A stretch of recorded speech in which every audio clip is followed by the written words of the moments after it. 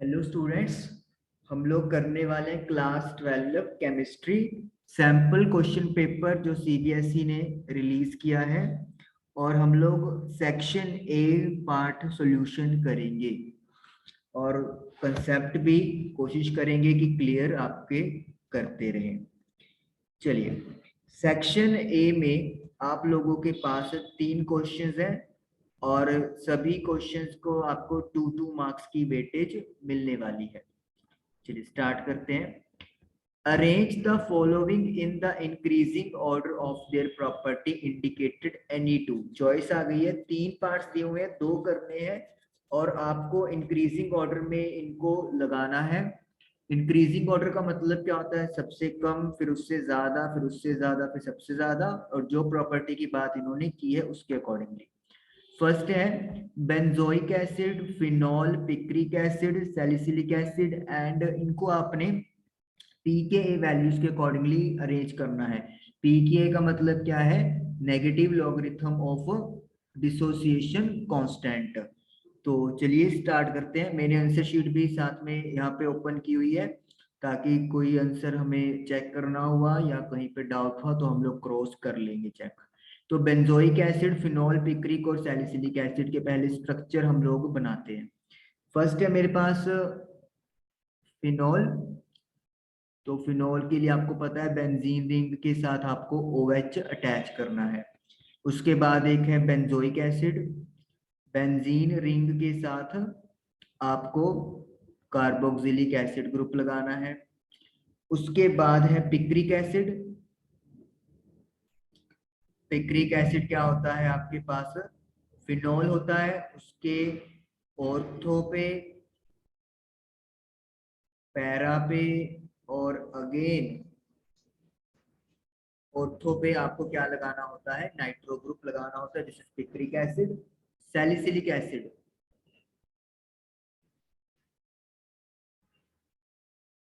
इसमें आपको क्या करना होता है? OH होता है, COOH, यानी कि अल्फा हाइड्रोक्सी कार्बोक्सिलिक एसिड, ये आपका बन जाता है, जैसे salicylic acid. Phenol, benzoic acid, picric acid, and this is your salicylic acid. PKA या अल्फा, इसका मतलब क्या है? जितनी ज्यादा वैल्यू इस फैक्टर की होती है एसिडिक स्ट्रेंथ उतनी ही कम हो जाती है। तो उन्होंने बोला है कि आपको अरेंज करना है increasing order of this term, यानी कि जो P के अल्फा की वैल्यू है वो इंक्रीज होती रहे। तो इसका मतलब क्या है? सबसे कम PKA की वैल्यू, फिर उससे ज्यादा, फिर उससे ज्यादा और लास्ट में सबसे ज्यादा। अगर ये एसिडिक स्ट्रेंथ की बात करेंगे तो यहाँ पे सबसे ज्यादा एसिडिक स्ट्रेंथ वाला आएगा, फिर उससे कम, फिर उससे कम और फिर सबसे कम हमारे पास अरेंज होने वाला है। चलिए कंपेयर करते हैं। सबसे पहले तो देखिए, आपके पास जितने भी यहाँ पर एसिड्स हैं उनमें से सबसे स्ट्रॉन्ग एसिड कौन सा होने वाला है? That is this acid, this is picric acid. Picric acid सबसे ज्यादा स्ट्रॉन्ग होने वाला है। उसकी वजह क्या है? उसकी वजह यह है कि यहाँ पे फिनॉल के साथ 3 नाइट्रो ग्रुप्स लगे हुए हैं और नाइट्रो ग्रुप आप लोगों को पता है इलेक्ट्रॉन विदड्रॉइंग ग्रुप होता है। इलेक्ट्रॉन विदड्रॉइंग ग्रुप होने की वजह से जब H यहाँ से हटके जाएगा तो जो नेगेटिव चार्ज यहाँ पे बना है वो आसानी से स्टेबलाइज हो जाएगा, या फिर यू कह सकते हो आपकी OH का जो बॉन्ड है वो इन नाइट्रो ग्रुप्स की वजह से क्या हो जाएगा? वीक हो जाएगा, जिससे प्रोटॉन आसानी से O के साथ अपना रिलेशन तोड़ सकता है और इस तरह से वो आजाद हो जाएगा। और जब H पॉजिटिव रिलीज हो गया तो वो एसिडिक स्ट्रेंथ शो करता है। तो सबसे ज्यादा एसिडिक स्ट्रेंथ या सबसे कम पी के अल्फा की वैल्यू क्या होने वाली है? पिक्रिक एसिड की होने वाली है। तो इन चारों में से फर्स्ट पे हमारा आ गया पिक्रिक एसिड। इंक्रीजिंग ऑर्डर है तो इसके बाद, अब इसके बाद ऐसा इन तीनों में से कौन है जिसकी एसिडिक कैपेबिलिटी कम होगी लेकिन पी के अल्फा की वैल्यू ज्यादा होगी? चलिए देखते हैं। तो हमारे पास यहाँ पे फिनॉल है, बेंजोइक एसिड है और लास्ट में ये है अपने पास, that is salicylic acid. Phenol तो सबसे कम एसिडिक है, क्योंकि कार्बोक्सिलिक एसिड हमेशा स्ट्रॉन्गर एसिड होते हैं एज कंपेयर टू फिनोल। तो जो फिनोल का नंबरिंग है वो हमें सबसे लास्ट में मिलेगा, मतलब इन चारों में से फिनोल का जो पी के अल्फा वैल्यू है वो सबसे ज्यादा है, या इसकी एसिडिक स्ट्रेंथ सबसे कम होगी। तो इसको अपन फोर्थ नंबर पे लिखने वाले हैं, मतलब इंक्रीजिंग ऑर्डर के हिसाब से तो फर्स्ट पोजीशन पे आएगा, लेकिन अगर हम लोग वैसे बात करें एसिडिक स्ट्रेंथ में तो इसका नंबर 4 आएगा। अब इन दोनों में कंपटीशन है, अब इन दोनों में कंपटीशन है कि दोनों में से ज्यादा स्ट्रॉन्ग एसिड कौन है। एसिड का मतलब क्या है कि यहाँ पे भी H को जाना है और यहाँ से भी H को जाना है, वो चला जाएगा। लेकिन यहाँ पे जो आपका नेगेटिव चार्ज बना उसको स्टेबलाइज होने में दिक्कत है एज कंपेयर टू दिस। यहाँ पे जो OH है यानी कि हाइड्रोक्सिल ग्रुप है वो COO नेगेटिव के ज्यादा पास है। नेगेटिव होने की वजह से यहाँ पे जो H है वो इस तरीके से इंट्रा हाइड्रोजन बॉन्डिंग यहाँ पे बना लेते हैं। मतलब एक ही मॉलिक्यूल के अंदर अगर हाइड्रोजन बॉन्डिंग बनती है तो उसे इंट्रा मॉलिक्यूलर हाइड्रोजन बॉन्डिंग बोलते हैं। इस तरीके से जो नेगेटिव चार्ज है वो ज्यादा आसानी से स्टेबल हो जाता है as compare to benzoic acid, क्योंकि यहाँ पे तो नेगेटिव चार्ज को स्टेबल करने के लिए ऑक्सीजन एटम्स के ऊपर डिपेंड होना पड़ेगा, लेकिन यहाँ पे जो नेगेटिव चार्ज है वो हाइड्रोजन के साथ कंजुगेशन में चला जाएगा। तो वी कैन से कि यहाँ पे जो नेगेटिव कार्बोक्सिलेट आयन बनेगा वो ज्यादा स्टेबिलिटी शो करेगा as compare to benzoic acid. तो इस तरीके से हमारे पास इसकी जो वैल्यू है पी के अल्फा की वैल्यू वो यहाँ से क्या होगी, कम होगी। तो फिर इसको हम लोग अपनी जो लिस्टिंग है उसमें कौन सा नंबर देंगे, नंबर सेकंड देंगे। ठीक है जी। तो फिर उसके बाद बेंजोइक एसिड, और सबसे ज्यादा जो वैल्यू मिलने वाली है दैट इज फिनोल, यानी कि सबसे कम एसिडिक फिनोल है, फिर बेंजोइक एसिड है, फिर सैलिसिलिक एसिड है, और लास्ट में पिक्रिक एसिड सबसे ज्यादा स्ट्रॉन्ग है। तो हमारा ऑर्डर ये चलेगा। अपना आंसर हम लोग अब मैच कर लेते हैं। ये हमारे पास आंसर शीट आ गई। चलिए, तो ये हमारे पास है picric acid, then salicylic acid, benzoic and phenol. जी हाँ, बिल्कुल सही, हमारा आंसर सही है। तो इस तरीके से आप लोगों का क्वेश्चन नंबर 1 का फर्स्ट पार्ट डन हो गया। चलिए क्लियर कर लेते हैं। Now let us do second part. अभी फर्स्ट क्वेश्चन में ही है, हम लोग सेकंड पार्ट करेंगे। Acetaldehyde, acetone, methyl tertiary butyl ketone, तो इनकी रिएक्टिविटी का ऑर्डर बताइए इंक्रीजिंग में। NH2OH hydroxyl amine.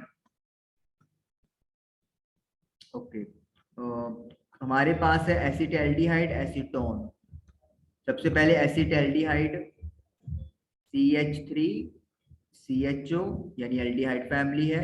Then acetone CH3 C double bond O CH3, और तीसरे नंबर पर है हमारे पास methyl tertiary butyl ketone.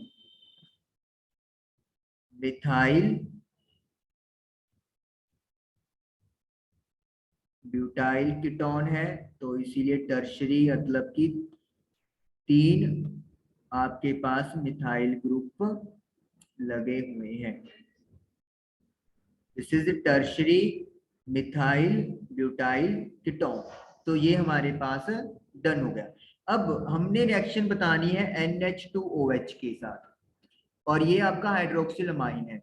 NH2H यहाँ पे अगर रिएक्ट करना है तो ये न्यूक्लियोफिलिक सब्स्टिट्यूशन रिएक्शन के अकॉर्डिंगली जाएगा। न्यूक्लियोफिलिक रिएक्शन, न्यूक्लियोफिलिक रिएक्शन होने के लिए यहाँ पे मतलब क्या होता है न्यूक्लियोफिलिक का, कि नेगेटिव यानी कि जिसके पास एक्सेस इलेक्ट्रॉन है वो इलेक्ट्रॉन डेफिशिएंट यानी कि पॉजिटिव चार्ज पे अटैक करता है। अगर हम लोग यहाँ पे स्ट्रक्चर बनाते हैं CH3 C double bond OH का, और CH3 C double bond O, और लास्ट में ये तो स्ट्रक्चर बना हुआ है कीटोन का।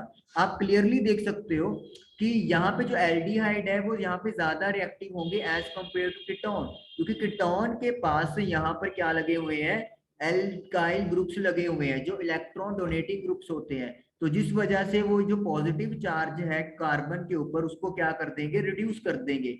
लेकिन इस कार्बन पर सिर्फ एक ही मिथाइल ग्रुप लगा हुआ है, एक ही इलेक्ट्रॉन डोनेटिंग ग्रुप है, तो ये भी पॉजिटिव चार्ज को कम तो करेगा, लेकिन एज कंपेयर टू इनके उतना नहीं कर पाएगा जितना कि यहाँ पर हो रहा है। तो यानी कि सबसे ज्यादा रिएक्शन कौन शो करने वाला है, एसिटैल्डिहाइड यानी कि CH3CHO करने वाला है। अब दोनों ही कीटोन है, तो दोनों के बीच में अब यहाँ पे फाइटिंग हो रही है कि कौन अब ज्यादा रिएक्ट करने वाला है। अब यहाँ पे देखिए, यहाँ पे हम लोग स्टीरिक हाइड्रेस वाला टॉपिक उठा लेंगे। यहाँ पे इस कार्बन पे अटैक होना है, तो यहाँ पे दोनों ग्रुप्स CH3 हैं, लेकिन अगर हम लोग यहाँ पे बात करें तो एक तरफ तो CH3 है यानी कि इससे कैंसिल हो गया, लेकिन दूसरी तरफ जो ग्रुप अटैच है वो बहुत ही ज्यादा हैवी ग्रुप लगा हुआ है, जिस वजह से अटैक करने में दिक्कत होगी। तो यानी कि जो एसीटोन है CH3 C double bond O CH3, ये ज्यादा जल्दी अटैक करेगा या करवाएगा NH2OH से, तो इसीलिए इसका रिएक्शन में दूसरा नंबर आएगा। और थर्ड नंबर पे कौन बच गया है, टर्शरी मिथाइल ब्यूटाइल कीटोन। और ये आप लोगों को जरूरी है करना, समझना रीजनिंग, क्योंकि रीजनिंग बेस्ड क्वेश्चन भी आपको एग्जाम में डाल सकते हैं। तो ये चीज क्लियर होनी चाहिए कि अगर ये है तो क्यों है, और अगर ये नहीं है तो क्यों नहीं है। तो इस तरीके से ये आपका increasing order of reactivity towards NH2OH हाइड्रोक्सिलमाइन आ गया। चलिए next let us do part number 3। Ethanol, ethanoic acid, benzoic acid, boiling point के अकॉर्डिंगली हमें बताना है। इथेनॉल है, इथेनॉल आप लोगों को पता है C2H5OH होता है। देन बेंजोइक एसिड C6H5COOH है, बेंजीन रिंग के साथ COH लगा हुआ है। और एक और है इथेनोइक एसिड, इथेनोइक एसिड मतलब CH3COOH। तो अब इन तीनों का बॉइलिंग पॉइंट हमें ऑर्डर में लगाना है। देखिए क्लियर है कि जो कार्बोक्सिलिक एसिड होते हैं उनका बॉइलिंग पॉइंट अल्कोहल से ज्यादा होता है, और उसकी वजह क्या होती है, हाइड्रोजन बॉन्डिंग का क्वांटिटी, या फिर आप बोल सकते हो हाइड्रोजन बॉन्डिंग की वैल्यू, जो बेंजोइक एसिड में आपके अल्कोहल से ज्यादा होती है। तो इसका मतलब क्या है, सबसे लास्ट में लिखा जाएगा इथेनॉल C2H5OH। अब दूसरे नंबर के लिए लड़ाई है, या तो आपका ये होगा या फिर ये होगा। दोनों ही कार्बोक्सिलिक एसिड है, लेकिन मॉलिक्यूलर मास किसका ज्यादा है, बेंजोइक एसिड का। तो इसका मतलब क्या है, बेंजोइक एसिड का बॉइलिंग पॉइंट इथेनोइक एसिड से ज्यादा होगा, तो इथेनोइक एसिड को नंबर दूसरा मिलेगा, और सबसे ज्यादा हो जाएगा बेंजोइक एसिड। तो इस तरीके से पार्ट नंबर 3 भी कंप्लीट हुआ, यानी इनका कंपैरिजन हो गया है मॉलिक्यूलर मास के थ्रू, और अल्कोहल और बाकियों का कंपैरिजन हो गया है with the help of property hydrogen bonding. चलिए हम लोगों ने अब आंसर मिलाना है, सेकंड पार्ट का भी आंसर मिला लेते हैं और थर्ड का भी मिला लेते हैं। सेकंड का भी सही है, कार्बोक्सिलिक एसिड हाइड्रोजन बॉन्डिंग, ठीक है सही है, तो ओके रिपोर्ट है। तो इस तरीके से हमारा फर्स्ट क्वेश्चन डन हो गया। चलिए अब करते हैं क्वेश्चन नंबर सेकंड।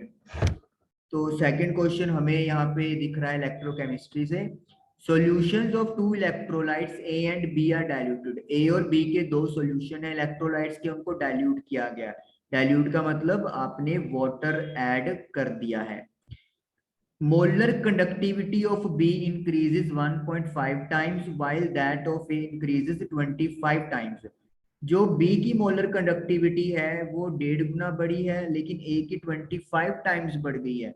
यानी कि मोलर कंडक्टिविटी की दोनों की इंक्रीज हो रही है, लेकिन बी की इंक्रीज बहुत कम हुई है, लेकिन ए की बहुत ज्यादा इंक्रीज हो गई है। Which of the two is strong electrolyte, दोनों में से कौन सा इलेक्ट्रोलाइट स्ट्रॉन्ग है। तो यहां तक तो आई थिंक आप लोगों को पता है, बहुत आसान आंसर है। हमें पता है एक होता है स्ट्रॉन्ग इलेक्ट्रोलाइट जो कि कंप्लीटली डिसोसिएट हो जाता है आइंस में, और एक होता है वीक इलेक्ट्रोलाइट जो कंप्लीट डिसोसिएट नहीं होता, और इसी वजह से उसकी जो कंडक्टिविटी है वो भी लो होती है।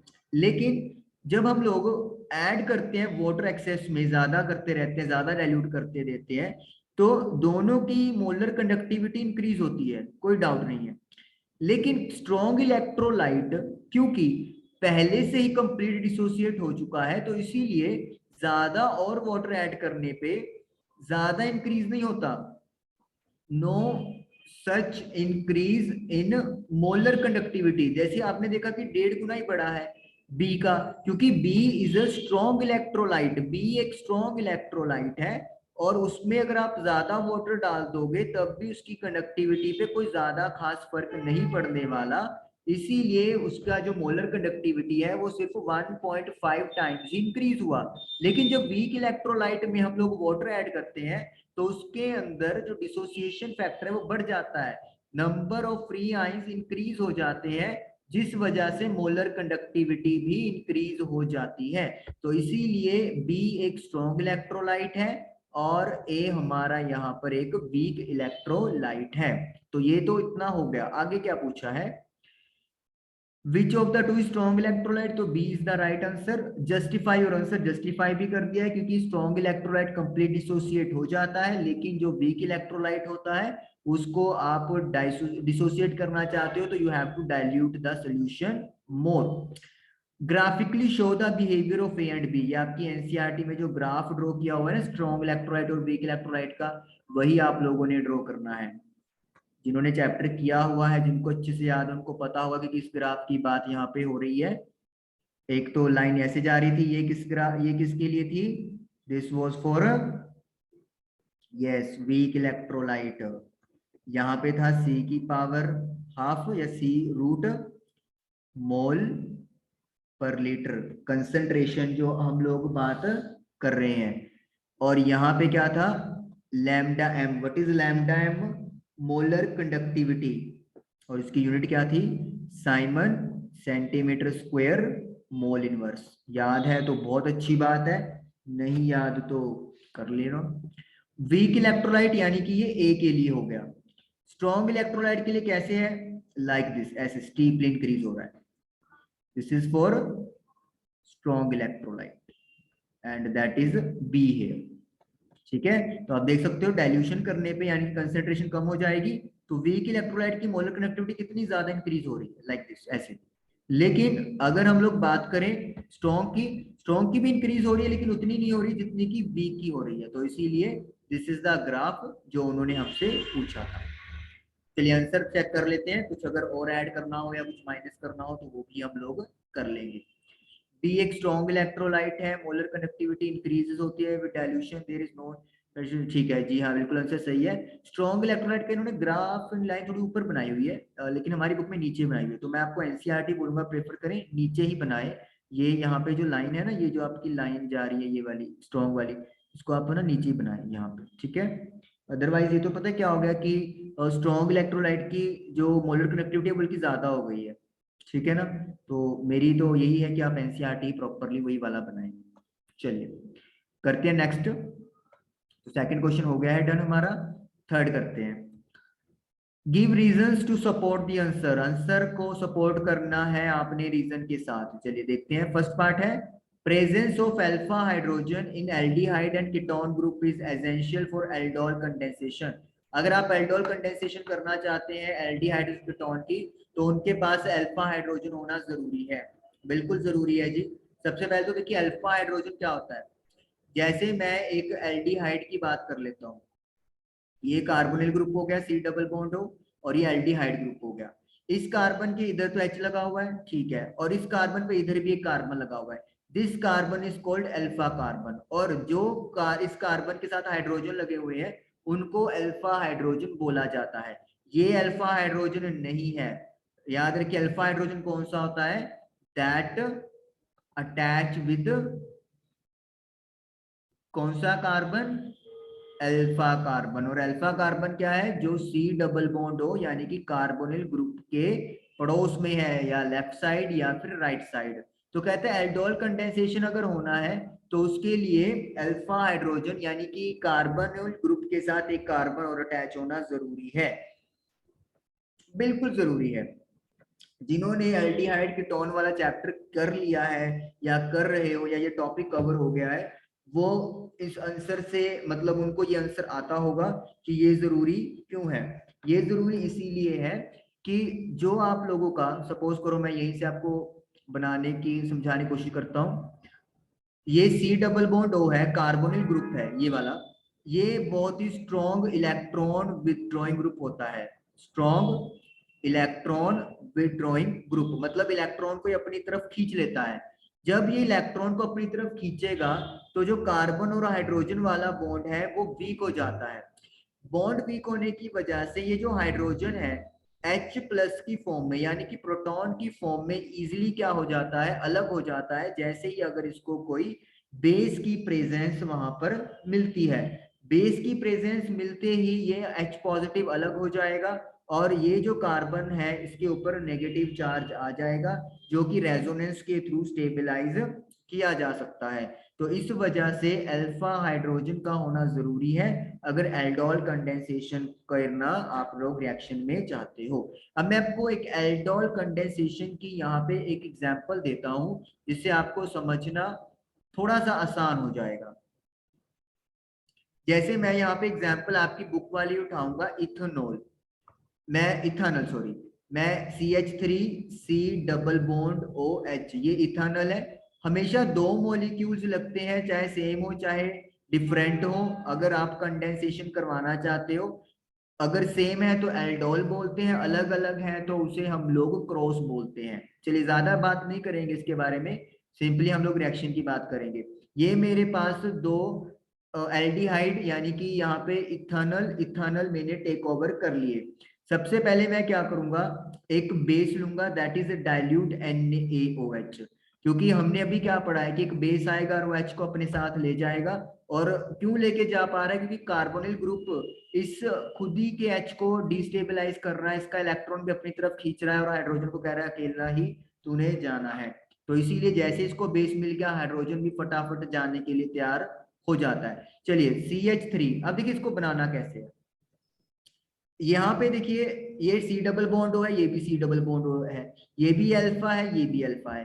पहले वाले का जो आपका ये एल्डिहाइड ग्रुप है इसमें कुछ भी अल्फा हाइड्रोजन के पास नहीं होने वाला, ये CH3 as it is he रहने वाला है, इसका कुछ नहीं बिगड़ने वाला। अब नेक्स्ट इसको बड़े ध्यान से देखिए कि आप लोग कैसे समझ के लिखोगे। CH3 CH double bond O लगा हुआ है। सबसे पहले तो आप लोगों ने क्या करना है, फर्स्ट स्टेप में ये जो H है, ये वाला जो हाइड्रोजन है ये तो एज इट इज लगा रहेगा, इसमें कोई दिक्कत नहीं है। लेकिन ये वाला जो डबल बॉन्ड O आपको दिख रहा है, ये डबल बॉन्ड टूट के सिंगल बॉन्ड रह जाएगा और इसके पास H अटैच हो जाएगा। अभी H कहाँ से आया ये भी बात है। तो CH एज इट इज रहेगा और डबल बॉन्ड O टूट के OH बन जाएगा। फिर अब देखिए इस कार्बन के पास 1 2 3 4 बॉन्ड कंप्लीट हो रहे थे तो ये स्टेबल था। लेकिन अब यहाँ पे क्या है, 1 2 3 3 रह गए, तो यानी कि एक अनस्टेबिलिटी आ गई। तो फिर ये जो दूसरा मॉलिक्यूल है इथानल का, ये यहाँ पे अपना काम करने के लिए आएगा। CH3 है यहाँ पे, यहाँ पे अब जो अल्फा हाइड्रोजन है एक वो चला जाएगा और इधर क्या बचेगा, CH2 बच जाएगा, यहाँ पे CHO आएगा। ठीक है जी।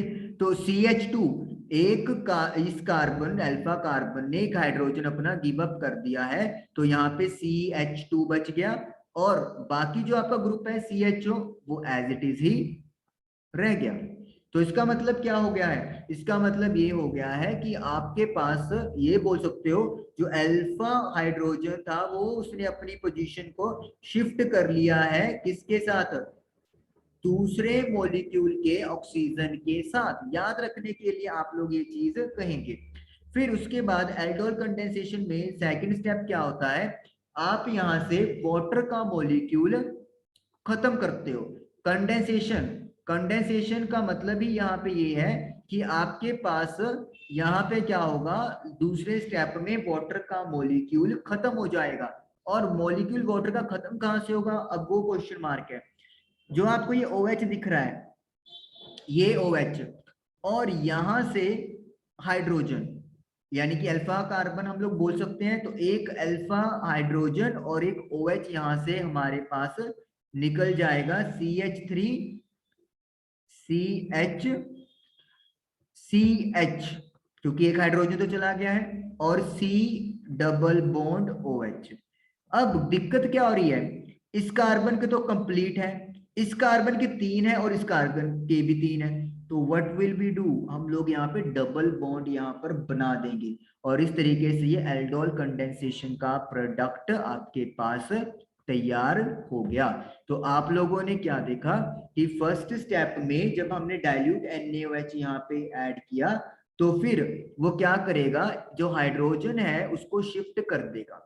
ठीक है, हम लोग इसको आपकी बुक में लिखा हुआ है कि वो कैटालिस्ट की तरह काम कर रहा है। और फिर उसके बाद जो हाइड्रोजन है अल्फा कार्बन में से और जो हाइड्रोक्सिल ग्रुप है OH वो रिमूव हो जाएगा, तो वाटर बन जाएगा और डबल बॉन्ड हो जाएगा। तो इस तरीके से एल्डोल कंडेंसेशन का प्रोडक्ट बनता है। तो हम लोगों ने देखा कि अगर ये अल्फा हाइड्रोजन है तभी ये चीज पॉसिबल हो पा रही है, अदरवाइज अल्फा हाइड्रोजन के बिना ये चीज पॉसिबल ही नहीं हो पा रही थी। अल्फा हाइड्रोजन जा रहा है तभी यहाँ पे ये डबल बॉन्डिंग क्रिएट हो रही है, तो इसीलिए अल्फा हाइड्रोजन का होना जरूरी है।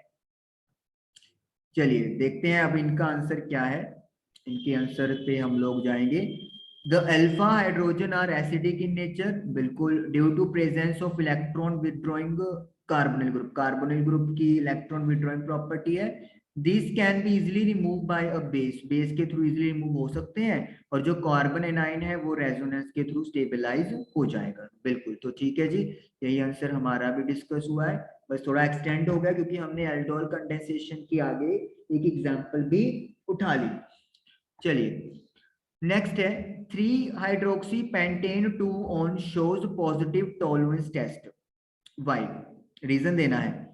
3 हाइड्रोक्सी पेंटेन 2 ऑन, पेंटेन मतलब 5 बना लो कार्बन, 2 ऑन मतलब सेकंड कार्बन पे डबल बॉन्ड O लगा हुआ है, 3 हाइड्रोक्सी यानी कि तीसरे नंबर कार्बन पे OH है, बाकी सारे क्या कर देंगे, H कंप्लीट कर देंगे। तो ये एक कीटोन फैमिली का मेंबर है, और आपको पढ़ा है कि कीटोन टॉलरेंस टेस्ट नहीं देते, ये बात आधी सच है लेकिन आधी ये झूठ है। जब भी अल्फा हाइड्रोक्सी कीटोन होता है तो ये वाले कीटोन टॉलरेंस टेस्ट देते हैं, टॉलरेंस पॉजिटिव टेस्ट देंगे। मतलब क्या होता है टॉलरेंस टेस्ट में, टॉलरेंस रिएजेंट यूज करते हो ammoniacal silver nitrate AgNH3 twice NO3, ये अमोनिकल सिल्वर नाइट्रेट होता है और ये इसको बेस के अंदर डाल के यूज किया जाता है। तो होता क्या है, रिडक्शन हो जाती है इस सोल्यूशन की, और एक सिल्वर मिरर जो है वो आपको अपीयर हो जाता है at end of the reaction. तो इस तरीके से आपको पता चल जाता है कि टॉलरेंस टेस्ट पॉजिटिव यानी कि डन हो गया है। हमारी बुक में ये लिखा हुआ है कि कीटोन जो है वो ये वाले टेस्ट नहीं देते, लेकिन alpha hydroxy ketone Tollens test देता है।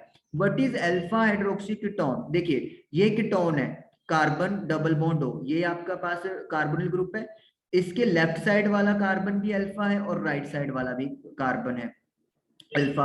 अब इस कार्बन के पास OH है तो दैट इज वाई हम लोग इसको क्या लिख रहे हैं, अल्फा हाइड्रोक्सी, यानी कि कार्बोनिल ग्रुप के अगर प्रीसीडिंग या फिर पोस्ट सक्सीडिंग कार्बन के पास OH लगा हुआ है तो that will be known as alpha hydroxy. तो ऐसे जो कीटोन होते हैं वो आप लोग का टॉलरेंस टेस्ट देते हैं, ये तो उन्होंने खुद ही बता दिया, बट उन्होंने क्वेश्चन पूछा हुआ है वाई, ऐसा हो क्यों रहा है, ऐसा इसलिए हो रहा है क्योंकि जो यहाँ पे आपको H दिखाई दे रहे हैं ये अपने आप को टेम्परेरी यहाँ पे शिफ्ट कर देंगे, ये जो OH वाला कार्बन H वाला जो है ये शिफ्ट कर देगा और ये CHO यानी कि किस में हो जाएगा, टेम्परेरी एल्डिहाइड ग्रुप के अंदर कन्वर्ट हो जाएगा, एल्डिहाइड। एल्डिहाइड ग्रुप में कन्वर्ट होने की वजह से अब आपको पता है जो एल्डिहाइड होते हैं वो टॉलरेंस टेस्ट दे देते हैं। जब हाइड्रोजन एटम या किसी भी एटम की मॉलिक्यूल के अंदर ऐसी शिफ्टिंग हो सकती है तो उस आइसोमेरिज्म को क्या बोलते हैं अपा, टॉटोमेरिज्म। तो उसी कंसेप्ट की वजह से क्या होता है, यहाँ पर एक मोमेंटरली एल्डिहाइड ग्रुप फॉर्म हो जाता है जो टॉलरेंस टेस्ट दे देता है। और वैसे भी टॉलरेंस जो आपका रिएजेंट है वो एक वीक ऑक्सीडाइजिंग एजेंट होता है, और वीक ऑक्सीडाइजिंग एजेंट होने की वजह से ये खुद को किसमें रिड्यूस कर लेता है, सिल्वर मिरर में रिड्यूस कर लेता है। लेकिन ये बाकी के जो बॉन्डिंग्स हैं, कार्बन कार्बन की बॉन्डिंग, उनको ब्रेक नहीं कर पाता, तो इसीलिए टॉलरेंस टेस्ट वो गिव अप कर दे देता है। देखते हैं क्या आंसर दिया हुआ है। ओके, तो आंसर है Tollens reagent is a weak oxidising agent not capable of breaking the CC bond. तो कीटोन में जो कार्बन कार्बन के बॉन्ड है वो नहीं तोड़ पाएगा, क्योंकि वीक ऑक्सीडाइजिंग एजेंट है या माइल्ड ऑक्सीडाइजिंग एजेंट है। जी हाँ, ketone can not be oxidize using Tollens reagent itself get reduce to AG.